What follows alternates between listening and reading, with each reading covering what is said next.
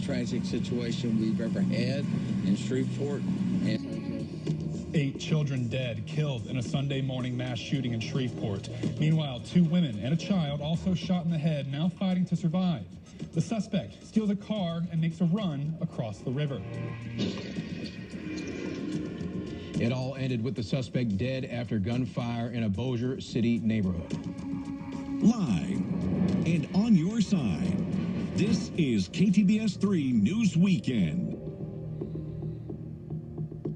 Good evening to you, Architects. Welcome to KTBS 3 News Weekend. I'm Madison Edwards. I'm Daniel Brown. Thank you for joining us. That tragedy in Shreveport's Cedar Grove neighborhood tops our news this evening. We've got team coverage tonight. Our Riley Curry standing by from the crime scene with the latest on what happened. Meanwhile, Jonathan McCall is standing by to tell us how the situation ended in Bossier Parish. And Brenda Teal will join us with reactions from neighbors in the Cedar Grove community. The incident already drawing international attention, and we've been working all day to keep you up to date with the latest information. Our team coverage begins in Cedar Grove. Riley Curry has been on the story. She joins us live from the house where the young victims were found on the 300 block near West 79th Street near Linwood Avenue. Riley, what can you tell us? Well, today is definitely a tragic day in Shreveport. This morning around 6 a.m., Shreveport police found 7 children dead inside of the gray home right behind me. And on the roof, they found another child dead, and all 8 juveniles were shot and killed, spanning from ages 18 months to 14 years old. Police say most of these children were shot in the head. Another child was in the home, and he did escape the gunfire, but he is being treated at a local hospital. I just don't know what to say. My heart is just taken back. I want to let the community know that all of my resources are out here processing every piece of evidence at every scene, and at some time in the near future, we'll be able to give some more conclusive information about exactly what took place. An adult woman was in the home at the time, and she was shot, but escaped to the house next door. While she was in there, she did call Shreveport police. In connection, another adult woman was in a different location in the same neighborhood on Harrison Street. She was shot in the face and is still in critical condition. She is believed to be the mother of some of the victims. A man who claims to be her father, Bulo Mays, was at the scene this morning. I was just with my grandbabies the other day, and we was having so much fun. And I say for any grandparent out there, be happy. Be happy with your grandkids and have fun with them. I'm just praying that everything will be all right for my daughter. She's in the hospital right now. She's fighting. In total, there are 11 victims, again, 8 dead and 3 living. The suspect is also dead. He was shot and killed in Bossier by Shreveport police after he fled the scene in a stolen car. SPD believes multiple firearms were used in the crime. Justin, SPD has confirmed that the shooter is named Shamar Elkins. We'll continue to follow this story and bring you more coverage as we learn more. Reporting in Shreveport, I'm Riley Curry, KTBS 3 News. Thank you, Riley, for that report. We know you've been working all morning on this devastating story.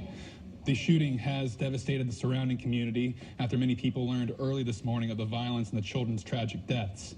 Throughout the day, the scene's drawn concerned onlookers and people wanting more information, some with personal ties to the victims, and they couldn't hide their grief. One of those who spoke to KTBS told our Shannon Bernias this apparently stemmed from a disturbing relationship breakup and a mother wanting a divorce. So she found out he got another baby on the way, and then boom, boom, boom, that, everything. So everything boiled down to that. So other than that, I don't know what went wrong this morning, but I hope she pulled through. So she got shot 8 times. So my 4 grandkids, 5 grandkids gone.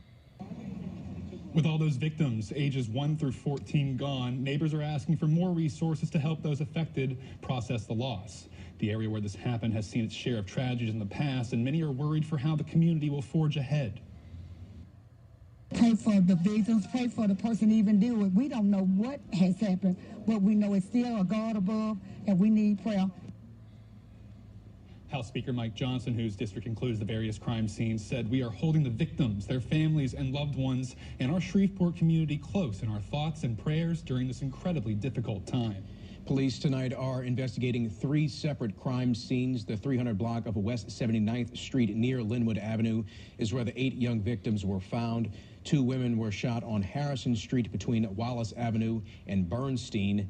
The final crime scene is at Brompton Lane near Longacre Drive in Bossier.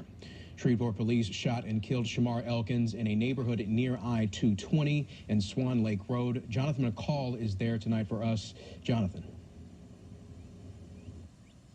Yeah, Daniel, Madison, good evening. A tragic scene unfolding in this very quiet neighborhood off of I-220 and Swan Lake Road. Behind me is the house where it all came to an end just after 6 o'clock this morning.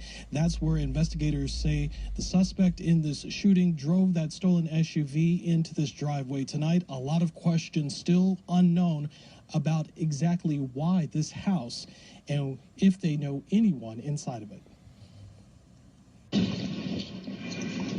Chaos and confusion in Bossier City Sunday morning. Shreveport Police and Louisiana State Police providing an unexpected wake-up call for people in this neighborhood. Shocked and stunned neighbors watching the end of a deadly rampage. The home at the end of this cul-de-sac on Brompton Lane is where investigators say suspected shooter Shamar Elkins led authorities after allegedly shooting and killing 8 kids in Shreveport. According to Louisiana State Police, Shreveport police shot and killed Elkins. Neighbors who watched the scene unfold tell Ktbs 3 Elkins got out of the car and tried getting inside of the home when police fired. LSP now investigating the police-involved shooting. For hours, LSP and Shreveport police combing through the scene as concerned and worried neighbors looked on. By early afternoon, the SUV stolen as part of that shooting spree in Shreveport was taken away from the home to be processed. Tonight, Ktbs 3 has learned that the home here where this shooting scene came to an end did not belong to Elkins, but instead is owned by someone else.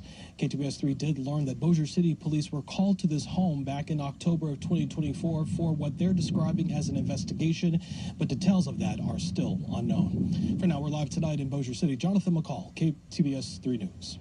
Jonathan, thank you for that report and working on this story.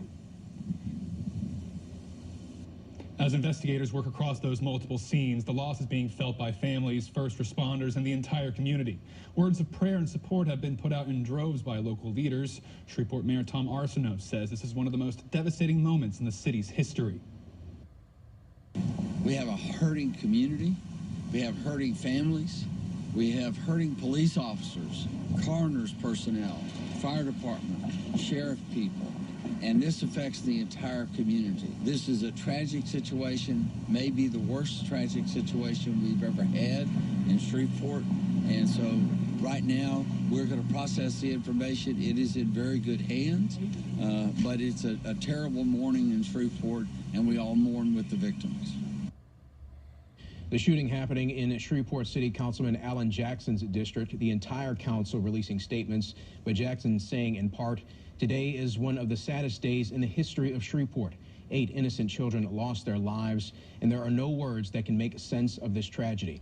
Our hearts are heavy, and our city is hurting. We lift up every family affected in prayer." This weekend's violence brings the number of homicides in Shreveport to 15, and they're part of a disturbing trend. 12 of the 15 homicides this year have been in the Cedar Grove neighborhood. 2 of those killings happening within the last 10 days, with 2 others in March. And sadly, this is not the first mass murder in the Cedar Grove neighborhood. Back in July of 1985, 4 people were killed inside a home on Dalzell Street. Nathaniel Code, later referred to as the Cedar Grove Killer, was eventually caught and charged with 8 murders across 3 separate attacks between 1984 and 1987. He's currently at Angola, awaiting execution. All right, folks.